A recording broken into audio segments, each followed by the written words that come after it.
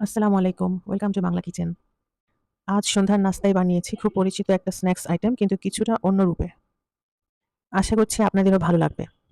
চুলায় প্যান বসিয়ে তাতে ২ টেবিল চামচ সয়াবিন তেল দিয়ে দিচ্ছি মাঝারি সাইজের একটি পেঁয়াজ কুচি। পেঁয়াজ কুচি মিনিট খানেক ভেজে তাতে দিয়ে দিব ১ চা চামচ আদা কুচি এবং ১ চা চামচ রসুন কুচি। চাইলে আদা রসুনের পেস্ট ব্যবহার করা যেতে পারে, তবে এভাবে কুচি করে দিলে তা খেতে ভালো লাগে। পেঁয়াজ এবং আদা রসুন কুচি মিনিট ২ ভাজার পর কিছুটা নরম হয়ে আসলে তাতে দিয়ে দিচ্ছি ১ চা চামচ লবণ এবং হলুদ, মরিচ, ধনিয়া, জিরা গুঁড়া ১ চা চামচ করে এবং গরম মসলা ১/২ চা চামচ। মসলাগুলো সামান্য ভেজে তাতে কিছুটা পানি দিয়ে খুব ভালোভাবে কষিয়ে নিব যতক্ষণ না তেল ছেড়ে আসে।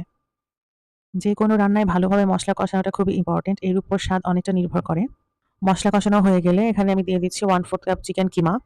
কিমাটাকে এখন মসলার সাথে খুব ভালো করে রান্না করে নিব। এখানে আমি কোনো এক্সট্রা পানি ব্যবহার করিনি। চিকেন থেকে যে পানি উঠেছে সেই পানিতেই চিকেনটা রান্না হয়েছে। চিকেন প্রায় রান্না হয়ে যাওয়ার পর এখানে দিয়ে দিচ্ছি সেদ্ধ করে গ্রেট করা ১ কাপ আলু। এবার সবকিছু একত্রে খুব ভালো করে মিক্স করব এবং ২ থেকে ৩ মিনিট পর্যন্ত রান্না করে নিব। মোটামুটি ৩ থেকে ৪ মিনিট ভাজার পর যখন অনেকটা এই অবস্থায় আসবে তখন দিয়ে দিচ্ছি কিছু ধনিয়া পাতা কুচি এবং কাঁচামরিচ কুচি। ঝালটা যে যেরকম পছন্দ করে সেরকম দিয়ে নিবেন। এখন সবকিছু শেষবারের মতো একত্রে মিশিয়ে নিচ্ছি। যখন দেখব আলুর মিশ্রণটা এরকম প্যান থেকে উঠে আসছে তখন বুঝতে হবে পুরোটা একদম রেডি হয়ে গিয়েছে। এখানে আমি রেগুলার স্যান্ডউইচ ব্রেড ব্যবহার করেছি। বানিয়ে রাখা পুরটা যখন কিছুটা ঠান্ডা হয়ে গিয়েছে তখন এই পুরটা আমি ব্রেডগুলোর উপরে দিয়ে দিব এবং সমানভাবে স্প্রেড করে দিব। আপনারা যদি বাচ্চাদের স্কুলের টিফিনের জন্য এটা দিতে চান তাহলে সেক্ষেত্রে পুরটা আগের দিন রাতে রেডি করে রাখতে পারেন এবং সকালে বাকি কাজটুকু করতে পারেন। চিকেন আর আলুর এই পুরের সাথে চাইলে আপনারা মোজারেলা চিজ অথবা আমরা যে রান্নার পনির ব্যবহার করে থাকি সেটা গ্রেট করে ব্যবহার করতে পারেন। চাইলে কোনো ভেজিটেবল যেমন গাজর অথবা ক্যাপসিকাম কুচিও ব্যবহার করতে পারেন। একটা প্লেটে ২ টো ডিম ভেঙে নিয়ে তাতে সামান্য গোলমরিচ গুঁড়ো দিয়ে ভালো করে ফেটিয়ে নিচ্ছি। এখানে অনেকে বেসনের ব্যাটার ব্যবহার করেন। তবে আমার কাছে বেসনের ব্যাটারের চেয়ে ডিম দিয়ে টেস্ট বেশি ভালো লাগে।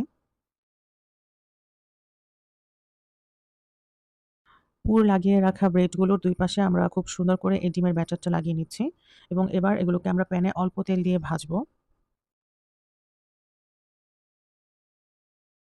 ৫ টা ব্রেড ভাজতে আমার এখানে মাত্র ২ টেবিল চামচের মতো তেল লেগেছে। যেকোনো জিনিস ভাজাভুজির ক্ষেত্রে তেলটা মোটামুটি গরম হলে তখনই ভাজার কাজ শুরু করবেন। তেল ভালো করে গরম হওয়ার আগেই ভাজাভুজি করতে গেলে ওই ভাজা পোড়াটা তেল খুব বেশি সোক করে। তাই ভাজাভুজি করার ক্ষেত্রে তেলটাকে খুব ভালো করে গরম হওয়া অনেক বেশি জরুরি। প্রতি সাইড ভাজার জন্য মোটামুটি ২ থেকে ২.৫ মিনিট সময় লেগেছে এবং যখন এরকম গোল্ডেন ব্রাউন কালার হয়ে এসেছে তখন আমি ব্রেডগুলোকে তুলে নিচ্ছি। বিকালে নাস্তায় অথবা বাচ্চাদের টিফিনে এরকম ১ স্লাইস ব্রেড খেলেই পেট ভরে যাবে। এরকম একটা স্ন্যাকসের সাথে ১ কাপ কড়া লিকারের চা থাকলে সন্ধ্যায় আর কি লাগে? ভিডিও ভালো লাগলে লাইক, কমেন্ট, শেয়ার এবং ফলো দিয়ে পাশে থাকবেন। ধন্যবাদ।